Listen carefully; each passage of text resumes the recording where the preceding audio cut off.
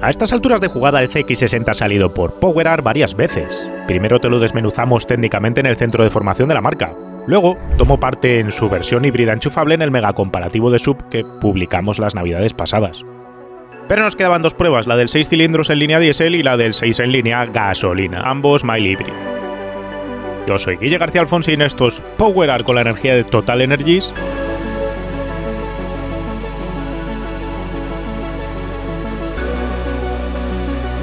Y en esta 11ª temporada de este programa vamos a probar hoy la variante diésel de 200 caballos y tracción trasera de este modelo.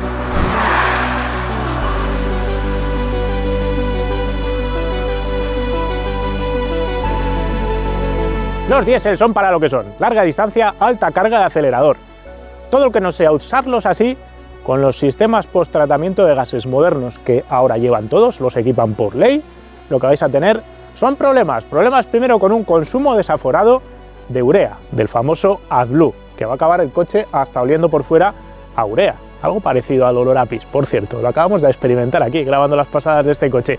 Pero no solo se va a quedar en ese consumo alocado de AdBlue, sino que también va a venir con ciertas escenas de terror. Bienvenidos al Museo de los Horrores, aquí tenemos un colector de admisión lleno de porquería. Aquí una EGR atascada. Aquí un FAP atascado siendo limpiado. Y aquí un sistema de inyección de urea atascado también. Todas estas escenas de terror que acabáis de ver tienen una única razón de ser, y es que esos coches, los que equipaban esos sistemas, han sido utilizados para distancias cortas, bajas cargas de acelerador, encendidos y apagados consecutivos, cualquiera de esas circunstancias, sea cada una de ellas sueltas o combinadas entre sí, acaban con problemas que pueden llegar tan pronto como a los 75.000 o 100.000 kilómetros en la vida de un diésel, o incluso en los más modernos te puedes encontrar con regeneraciones cada 200 o 300 kilómetros rápidamente al poco de comprar el coche. ¿Por qué? Pues porque no están pensados para esto, lo vuelvo a reafirmar. Los diésel son para lo que son, y este coche, esta prueba, tiene que estar dirigida a aquellos que os estéis planteando comprar este maravilloso 6 cilindros diésel con sonido bonito cuando vais al acelerador, si es que lo vais a utilizar en autovía, largas tiradas, metiendo mucha caña al pedal derecho.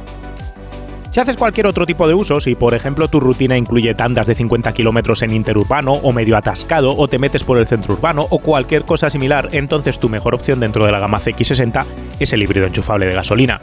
Eventualmente, si haces tan pocos kilómetros en general al cabo del año, a falta de todavía de probarlo, probablemente el gasolina mild hybrid sea una mejor solución todavía.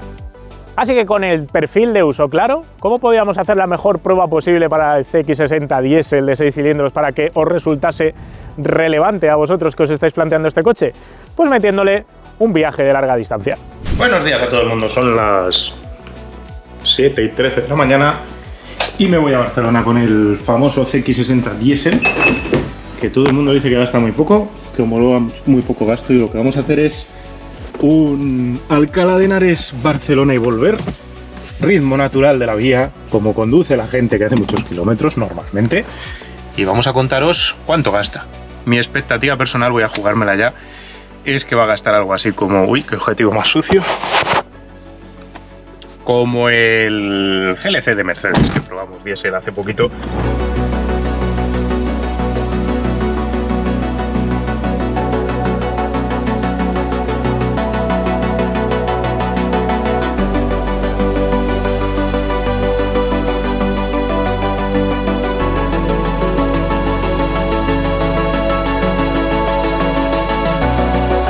Pues son las 10 menos 10 de la mañana, he hecho ya 325 kilómetros, consumo medio de momento para el CX60 6,9 litros a los 100, un poquito por encima de lo que gastaría un X3 de momento, un GLC. Todavía nos queda pues llegar al Terramar, al autódromo mítico de Sitges, que es a donde vamos ahora mismo, a donde voy, para preparar el evento con afiliados del canal, con mecenas.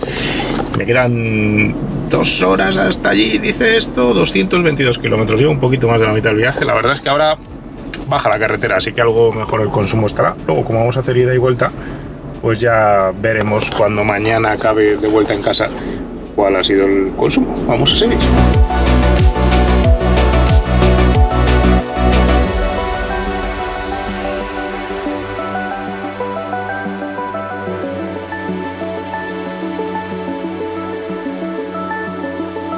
Bueno, pues son las 12:05 y he llegado ya al autódromo de Sitges de Terramar. Bueno, Sant Pere de Ribes es técnicamente esta población. 7 litros a los 100 hemos gastado el coche en 543 kilómetros con 5. Mañana, me toca esta tarde ir a Barcelona, callejear por el centro de Barcelona, hacer noche y mañana de vuelta a Madrid. No creo que cambie mucho la película. 7 litros a los 100 para conducción de autovía al ritmo habitual y no creo que mañana volviendo hacia Madrid vaya a mejorar la cifra. Si acaso cambiará un poquito porque esta tarde haga ese callejeo por Barcelona que hará que oscile un poquito la cuenta, pero son tan pocos kilómetros sobre el total que voy a hacer que no creo que sea la noche y el día, precisamente.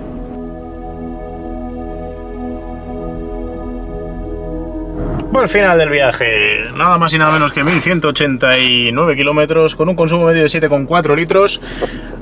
Ayer en Barcelona llegó a bajar a 6,8 después del callejeo para reuniones, pero hoy entre que había que recuperar 1000 metros primero subiendo desde Barcelona hasta Medinaceli y luego bajas para llegar a Alcalá de Henares, pero aún así no recupera suficiente consumo.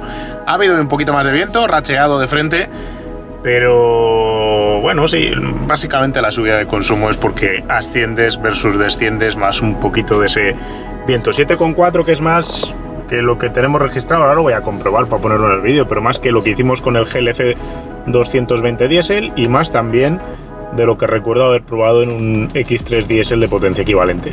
Así que hacer un Madrid-Barcelona-Madrid incluyendo el callejeo propio en Barcelona para las reuniones va a resultar en estos 7 litros con 2 o con 4 a los 100 a razón de ir al ritmo habitual de la vía para este tipo de coches y este tipo de usuarios. ¿Dónde le dejan estos menesteres al coche frente a la competencia? A idéntico ritmo con el GLC 220 diésel, de idéntica potencia, pero con tracción total, gastamos 6,8 litros a los 100, lo que es alrededor de medio litro menos que el Mazda. Con el X3 diésel equivalente, nos vamos a la zona de los 8 litros en idénticas condiciones, así que sí que gasta el BMW algo más que el Mazda. Clavando el programador en 120, además de encontrarme adelantado por todos los turismos que circulaban por la carretera, hemos bajado el consumo hasta los 5,9 litros a los 100. Curiosamente aquí en este tipo de uso recorta el GLC 220 diésel, que se quedó alrededor de los 6,2 y también se queda por debajo de las cifras que tenemos en un X3 diésel. ¿Cómo es esto posible? Por puro arrastre aerodinámico y por eficiencia del motor. Mazda da un CX de este coche de 0,29, que es exactamente la misma cifra que anuncia Mercedes-Benz para su GLC, pero el GLC es 4 centímetros más bajo, lo cual en parte justifica esa mejora de eficiencia con el combustible, aunque no del todo.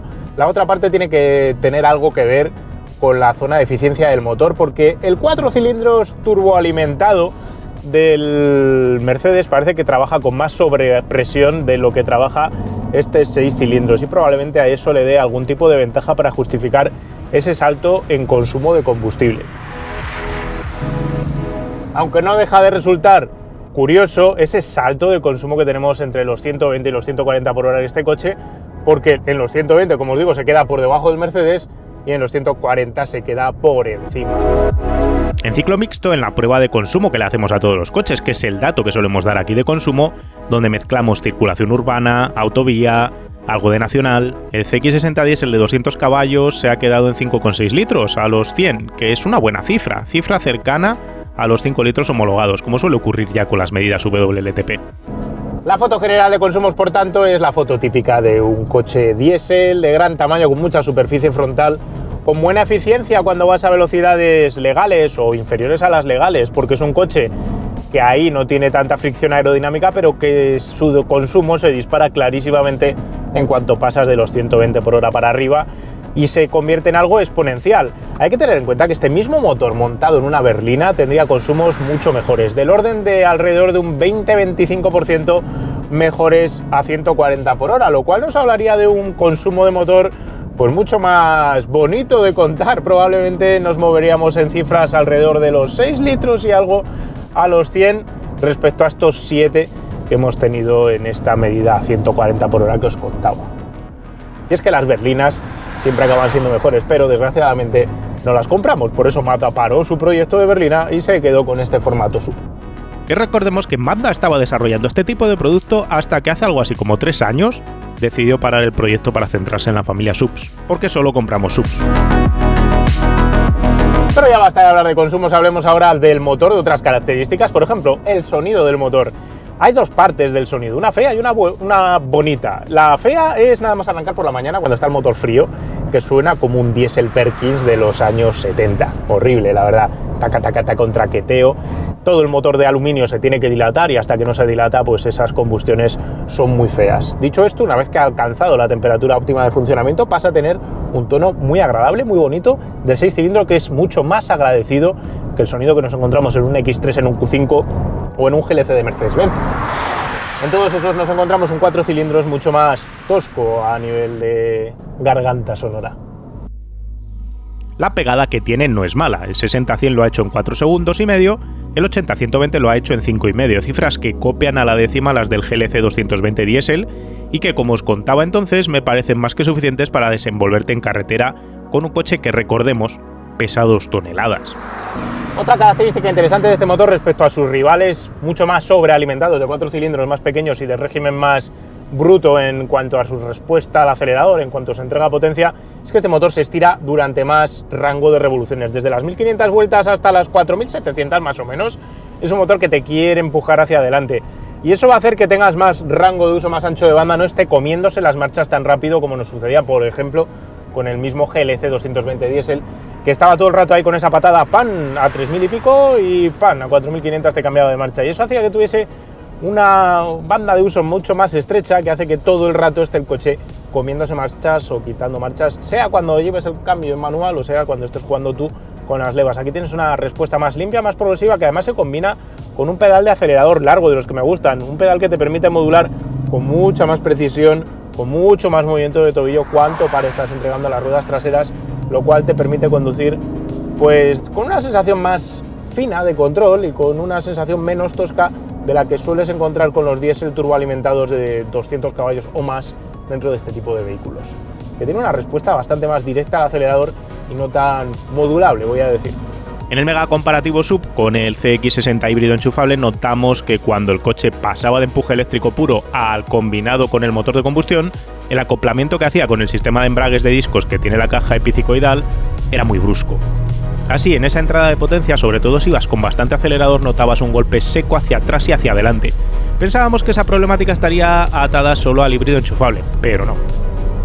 Y es que aquí en el 200 caballos nos encontramos también un motor eléctrico situado entre lo que es el propulsor de combustión y la caja de cambios epicicoidal de 8 relaciones. Ese motor eléctrico tiene varios embragues de acople y lo que hace el coche cuando levantas el acelerador en cierto tipo de circunstancias y que se coloca en modo rueda libre, vamos a decir, lo que hace es apagar el motor de combustión y funcionar con ese pequeño motor eléctrico de 17 caballos para mantener el empuje lineal del coche. El problema es en cuanto vuelves al acelerador o considera oportuno el coche que tiene que volver a acoplar el motor de combustión, ese mismo motor eléctrico de 17 caballos ha de servir las veces de motor de arranque para el motor de combustión y lo hace a través de unos embragues que se van a acoplar y eso va a hacer que haya una diferencia súbita de revoluciones entre lo que está girando todo el tren de transmisión y el motor que está completamente parado. Ese acople es muy brusco, no es nada lineal y hace que tengas un pequeño tirón hacia adelante justo cuando está acoplándose y eso hace que sea menos cómodo este coche, tengas ese pequeño tironcito que no tienes en sus rivales híbridos o microhibridados, que son más finos en su funcionamiento. Es algo, como os decía, que encontramos en el 245 caballos híbrido enchufable y que aquí de nuevo vuelve a estar presente. Yo creía que aquí no iba a estar y es algo en lo que Mazda debería trabajar para suavizarlo y terminar de dejarlo fino. También os digo que va a ser complicado por el propio principio de funcionamiento del sistema que eso se pueda solventar del todo, porque tener que acoplar un motor que está a 0 revoluciones por minuto con todo el tren de transmisión al mismo tiempo que es el propio motor de arranque el que ya está girando de por sí, siempre va a implicar cierto deslizamiento de los embragues y cierto golpe seco de adelante hacia atrás.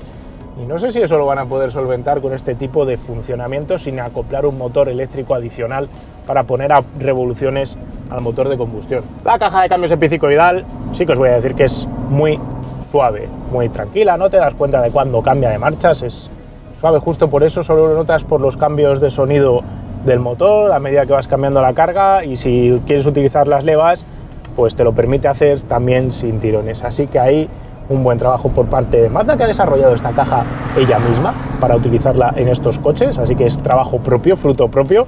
Y luego se combinan todas las características dinámicas de las que ya hablamos del CX60 en el mega comparativo, que aquí siguen presentes a pesar del cambio de motorización. Dinámicamente es un coche muy pulido, con un muy buen compromiso entre confort y control de carrocería, con un chasis neutro y una dirección muy cuidada tanto en precisión como en peso, como en tacto e incluso en información. Los cambios de izquierdas a derechas exigen algo más de tiempo e inclinación de carrocería, algo normal por otro lado en un coche con esta altura y este peso, pero suceden con precisión y sobre todo con calma y control. El tren delantero aguanta el subviraje bastante bien, la verdad. Lo que no está tan conseguido y que en el mega comparativo no percibí y he tenido que callejear para darme cuenta es la capacidad de absorberse baches secos, concretos y cortos, tipo tapa de alcantarilla, tipo guardia tumbado, tipo rizo de asfalto por raíz, tipo agujero de cualquier tipo, valga la redundancia y con la palabra tipo. Y es que este coche, por los propios bujes que tienen los brazos de suspensión, es seco en esos movimientos, valga la redundancia también, secos, cortos, breves, rápidos, donde la rueda se tiene que mover hacia atrás y hacia adelante para comerse ese bache, no hacer funcionar la suspensión hacia arriba y hacia abajo. Los rivales germanos, Q5, GLC, X3 otra vez, son más capaces de tragarse de manera fina y con mejor amortiguación esos baches. Amortiguación, hablando siempre de amortiguación lineal, porque los bujes de goma dejan ir la rueda hacia atrás, pero en este coche, a pesar de que se va hacia atrás, luego es muy seca y muy bruta al volver hacia adelante y ese movimiento no está amortiguado.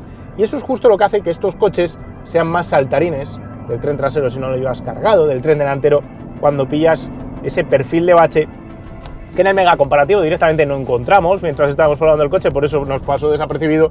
Y por ejemplo en esta carretera de Guadalajara donde grabamos no hay ninguno de ese tipo y tampoco te llamaría la atención, te parecería que el coche está muy conseguido en su balance de confort general del tren de rodadura, pero justo cuando te vas a carreteras adoquinadas, calles con el asfalto muy roto y ese tipo de circunstancias que sí me he encontrado esta vez con el CX60 Diesel, te das cuenta de que no está tan cuidada esa parte, ese aspecto de la rodadura como los bujes hidráulicos y multiaxiales que se integran, por ejemplo, Mercedes. No me he parado en mirar qué tipo de bujes lleva este coche, pero ese buje longitudinal de los brazos delanteros y de los traseros, Mazda debería de jugar a poder darle un poco más de, no movimiento voy a decir, pero sí control amortiguado del movimiento longitudinal que pueda llegar a tener. Dicho esto, probablemente estos brazos sean así, estén amortiguados de esa manera, más seca, para conseguir justo esa precisión y control que te ofrece el tren delantero cuando estás apoyando el coche, que te permite llevarlo justo por donde quieres, una característica que logra hacer mejor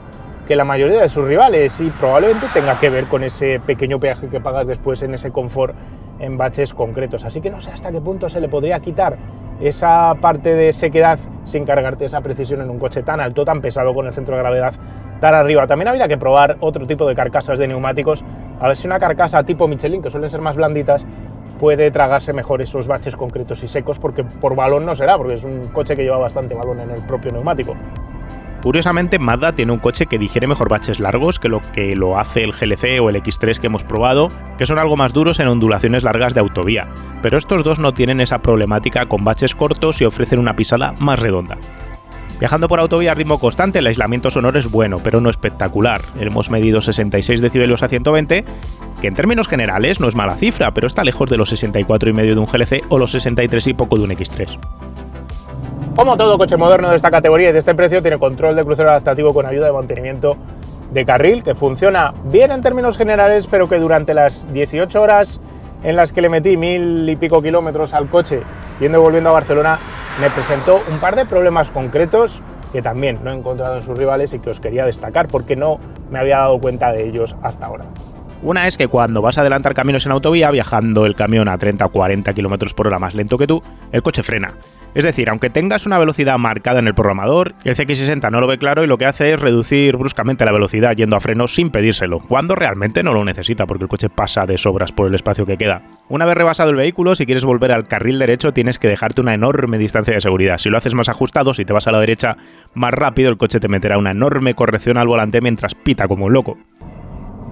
A estos dos problemas principales suma un poco de miedo escénico cuando tocas las rayas de la carretera. Por ejemplo, estás adelantando un camión que se está metiendo en tu carril, te echaste un poco hacia la izquierda, no llegas ni a tocar la raya izquierda de la carretera y el coche se pone a pitar y hace un pitido muy estruendoso, que te sirve para darte cuenta si te estás yendo del carril y no estás mirando a dónde estás conduciendo, pero que me parece que no está tan fino como lo que llega a ser capaz de ofrecerte cualquiera de los rivales germanos que tienen un control de crucero adaptativo más refinado, voy a decir. Así que ahí todavía tiene un poquito de área de mejora Mazda a la hora de poner a punto sus sistemas de asistencia a la conducción. He de decir, en todo caso, que dadas las circunstancias, y como ya visteis en el mega comparativo, a pesar del peso y de la inclinación de la carrocería y del tamaño del coche, la plataforma lo único que nos hace pensar es lo bien que habría salido un sedán de ella, porque realmente este coche es capaz de hacer las cosas muy bien cuando le estás exigiendo, sin necesidad de ser un coche especialmente duro o seco. Sus rivales, especialmente X3 y sobre todo GLC, han sacrificado un poquito de la parte de confort para conseguir la dinámica vehicular. Os lo decía cuando probamos el GLC, que era un coche que ahora ya subirá menos y pasaba mejor las curvas, pero que sacrificaba un poco de esa capacidad de tragarse baches largos. Aquí el CX60 ofrece un muy buen control de carrocería, un muy buen control de cabeceo y de balanceo, dejando al coche moverse un poco más en las suspensiones para que no sea tan seco, y al mismo tiempo es capaz de surcar las curvas, hacer izquierdas, derechas y cambiar de apoyo con cierta prontitud, dado a las circunstancias, ya os digo, de peso y de altura, para tener esa sensación dinámica de todo un buen Mazda, a pesar de ser un coche gigante, enorme, de 2 toneladas, y todavía ofrecer esa capacidad de la trasera de descolocarse un poquito y acompañarte en las curvas cuando vas al acelerador pronto. Buen trabajo por parte de Mazda, que ya os digo, es una pena que no acabemos viendo una especie de Serie 4 Gran Coupé, que es lo que me gustaría ver sobre esta plataforma, con estos motores. El equipo de sonido Bose es bueno y de hecho ya sacó buena nota en el mega comparativo. El coche tiene grandes ideas de ergonomía, como ya os contamos entonces, con mandos físicos para el clima, volumen y todas las funciones principales, a lo que suma el mando rotativo para el infoentretenimiento, que es maravilloso para operar acciones sobre el navegador si lo requieres, sin despistarte. El proyector de datos en el parabrisas estaba también muy bien conseguido y gracias a las indicaciones te informa si tienes coches en tus ángulos muertos, sin tener que mirar siquiera los retrovisores, lo que te da mucha percepción de lo que te rodea.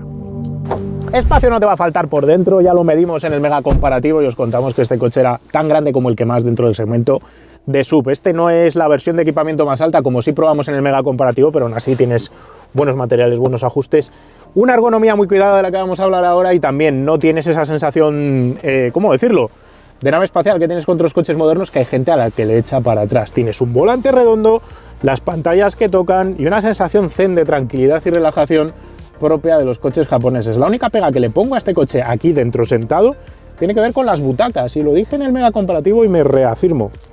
Debería de tener unos asientos mejores en cuanto a sujetar los muslos, que fuese movible el cojín, la parte delantera del cojín, y que abrazasen un poquito más el cuerpo. Estos son los típicos asientos más yankees que otra cosa, que cuando los comparas con lo que te ofrece un X3, un Macan, un Q5, un GLC incluso, se quedan un pasito por detrás.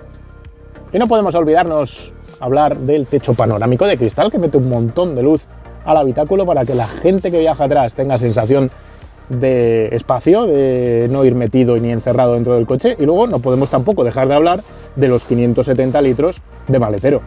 A nivel estético, si bien no es tan chulo como el Gran Coupé conceptual en formato berlina, es un coche con empaque, aunque como os dijimos en varias ocasiones, juega con los condicionantes de tener un lateral muy plano que no saca todo el partido a la concavidad de superficies, que sí vemos mejor aprovechada en otros modelos de Mazda como el Mazda 3. Pero aquí te voy a animar a comentar y decirnos si este coche te parece estéticamente más o menos chulo que un X3, que un GLC, que un Q5. El CX60 de Mazda es un Mazda puro, y con eso quiero decir que es un coche que se comporta muy bien por las carreteras, va fluyendo por las curvas, se mueve más de carrocería que otros de sus rivales porque se acopla mejor, pero lo hace controlando perfectamente esos movimientos, super dirección, una dirección maravillosa en cuanto a tacto y un comportamiento dinámico de esos que gustan. Dicho todo esto, he de decir que el mejor cumplido que le podemos hacer al CX60 es que nos hemos tirado toda la prueba comparándolo con el X3, el GLC y el Q5, y esos tres coches, si vienes a donde está apuntando Mazda, son mucho más caros. Os voy a colocar en situación. Un CX60 diésel de 200 caballos trasera con el equipamiento de acceso cuesta 44.619 euros a día de hoy. Uno como este con el equipamiento que habéis visto en esta unidad se va a 50.000 con el acabado Omura. ¿Cuánto te costaría si te compras un X3 20D de potencia equivalente? 59.000 euros. Un Q3 TDI de 200 caballos, 58.900. Un GLC 220 diésel como el que probamos por aquí arranca en 60.900. Y si bien es cierto que todos estos tres coches alemanes son todos tracción total y este solo es tracción trasera, he de decir que la diferencia, que una vez que igualas equipamientos se va a 7.400 euros entre este coche y cualquiera de los otros germanos, compensa más que de sobras esa necesidad de la tracción total si es que no la necesitas. Y si se la has de meter, la puedes meter a este coche en la siguiente versión de potencia y seguirás por debajo de los precios de los tres germanos. Sí, el CX60 tiene esos tirones eventuales del sistema microhíbrido. Sí, el control de crucero adaptativo es algo menos fino y sí, es más seco en ciertos tipos de baches, especialmente urbanos. Pero 7.400 euros son una diferencia brutal que, viendo los productos, dan una ventaja competitiva importante al modelo de Mazda, que además tiene para sí un 6 cilindros en línea que es más suave, redondo y agradable de utilizar en términos generales que los motores de 4 cilindros diésel empleados por los alemanes. Incluso si te vas a mirar fuera del trío germano, miras un Volvo XC60 de acceso de gama con potencia equivalente y motor diésel, va a costarte de tarifa 58.000 euros, que son 14.000 más.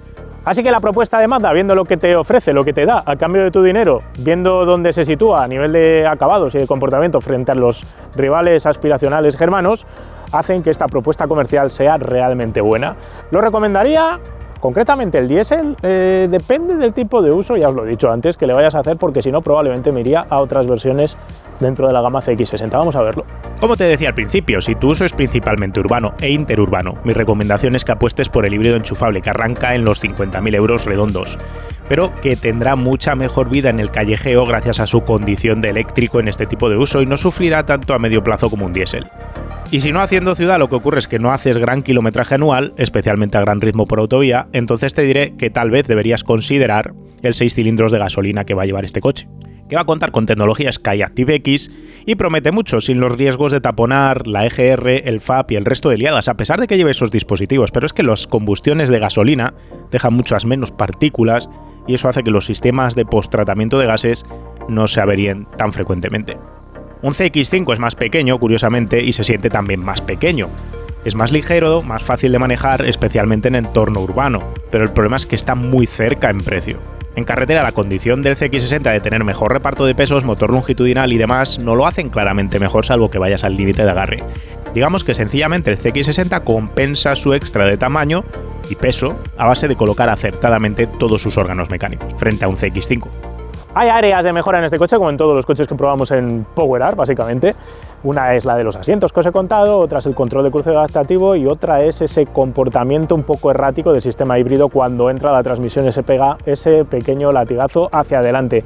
Con esos tres pequeños detalles, más el tema del movimiento de las suspensiones del brazo longitudinal, para que tuviese un poquito más de confort, Mazda terminaría de redondear el producto y le queda vida comercial a este producto más que de sobra. Se acaba de salir al mercado para ir evolucionando poco a poco y convertirse en un producto completamente redondo que realmente se lo va a poner difícil a los premiums si la gente es capaz de moverse al concesionario Mazda y se plantea gastarse 50.000 euros en un Mazda de este tamaño.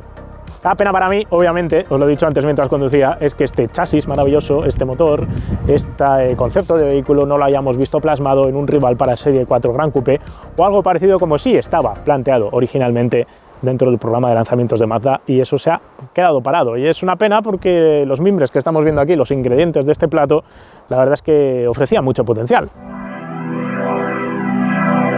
Y ahora ha llegado el momento de Wallapop, del Fórmula Wallapop, de la parte de Wallapop para ver los precios de los CX60 y la disponibilidad que hay. Recordad que este coche, el CX60, quedó en el podio del mega comparativo de sub de las pasadas navidades, que si no lo visteis, os recomiendo encarecidamente verlo, porque le probamos de todo. CX60, vamos a ver cuántas unidades hay a vender ahora mismo con entrega inmediata. Ahí hay 1, 2, 3, pues 4, creía que iba a haber un montón y no hay un montón. 48.000 para este, vamos a abrir varios. Pues arrancamos en este híbrido enchufable, es el de 327 caballos aparece aquí, 2,5 SkyActiv PHEV, pues sí, el híbrido enchufable. Una unidad equivalente a que probamos en el mega comparativo. 821 kilómetros tiene. Y tiene ya un descuentazo. 48.864 euros en Las Rozas de Madrid. Precio sujeto a financiación. Al contado 53.750. Aquí está el truco. A ver, no ponerlo aquí separado es un poco engañifa. En 48 sería un buen negocio. en 53 está cerca del precio de tarifa. Tapicería de tela, no es la de cuero, así que el equipamiento no es el más alto. Una buena unidad con entrega inmediata y con algunos poquitos kilómetros. No llega ni a 1000, es que no tiene ni el rodaje hecho básicamente esta unidad. Siguiente unidad, otro híbrido enchufable, en este caso blanco, acabado Omura, llantas negras, este ya es un acabado superior, tapicería de cuero, 58.400 euros, está cercano al PVP, Viladordis, perdón, para los de Viladordis, está en el Vallès, en Cataluña. Bueno, rondando el precio de tarifa, entrega inmediata, ya está bien que sea así. Uno como el que hemos probado, el Mazda CX-60, 3.3 diésel, en este caso es unidad de entrega inmediata, incluye descuento por financiar, 49.500, al menos no han colado el precio el precio al contado, lo han dejado claro. Buena pinta también, blanquito, interior de cuero, entiendo, no se ve, y 10 kilómetros. El 200 caballos trasera como el que hemos probado, 49.500, pues ronda más o menos el precio de tarifa, porque si le quitáis la financiación y lo paséis al contado, pues rondará el precio más o menos de la unidad que hemos probado. Última unidad que os enseñamos, otro diésel de 200 caballos trasera como el que hemos probado, 51.900 en este caso, y esto es un coche que ni siquiera ha llegado al concesionario, que lo han metido ya en el configurador, aunque aquí hay una foto de un coche tapado, no sé si se corresponderá a ese o no. En Málaga, moraleja de todo este asunto, pues que tenéis 3 coches de entrega inmediata, un híbrido enchufable de gasolina y 2 diésel. Si os estáis planteando comprar un CX-60, pues tenéis unidades ya disponibles. Habla bien de esto del CX-60 y de la demanda del mercado, porque básicamente el coche lleva ya unos meses vendiéndose y de los híbridos enchufables, que es la primera tanda de coches que llegaron, no queda ni uno en los concesionarios. Y esto nos habla de que Mazda no ha tenido problemas para venderlos, y ahora con los diésel pues me imagino que también tendrán una salida rápida. Así que pinta bien para Mazda con este coche. En fin, esto es todo lo que os queríamos contar del CX-60 diésel. Nos queda ahora la opción de probar el 6 cilindros gasolina cuando empiece su comercialización y habremos cerrado el círculo de los CX-60, a falta de que también Mazda saque el CX-80, que no va a ser otra cosa que la versión de longitud y batalla extendida con 7 asientos de este mismo coche. Entre tanto, si os han quedado dudas, preguntas o cuestiones, las podéis dejar en los comentarios. Un like siempre ayuda, que eso viene bien a powerar para que podamos seguir haciendo vídeos de estos. Cualquier like, cualquier comentario ayuda a dopar al algoritmo y eso hace que los vídeos funcionen un poquito mejor. Y no tengo nada más que contaros. Nos vemos pronto con otro vídeo de otro coche. Un saludo. ¡Hey! Recuerda que puedes lucir tu amor por powerar con las gafas, gorras, camisetas y sudaderas que ha desarrollado Kimoa para nosotros. Las tienes disponibles todas en www.kimoa.com.